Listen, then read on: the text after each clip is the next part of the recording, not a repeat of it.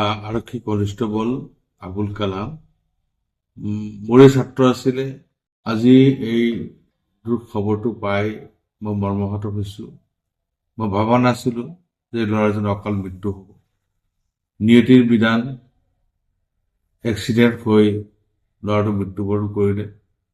গতিকে আল্লাহ তালাই আবুল কালামক স্বৰ্গবাসী কৰক, তাৰে কামনা কৰিছো। আৰু মই ৰাতিপুৱাই তাৰ ঘৰলৈ যাম, শব্দটো পৰিয়ালবৰ্গক সমবেদনা জ্ঞাপন কৰিবলৈ। গতিকে আপোনালোকৰ চেনেলৰ জৰিয়তেও মই পৰিয়ালক সমবেদনা জ্ঞাপন কৰিছো, ধৈৰ্য ধাৰণ কৰাৰ কাৰণে আহ্বান জনাইছো। আল্লাহ মানুহৰ মংগলৰ কাৰণে সকলো কৰে। গতিকে নিশ্চিতভাৱে আয়ু তাৰ ইমান দিন আছিলে আৰু সেইকেইদিনেই সি জীয়াই আছিল।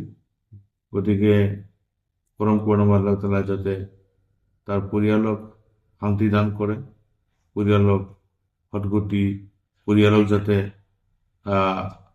ভৰণ পোষণৰ কাৰণে কোনো ধৰণৰ অসুবিধা নহয়, তেওঁলোক যাতে পৰ্যাপ্ত পৰিমাণৰ আল্লাহ তাআলা মদত কৰে, তাৰে কামনা কৰিছো।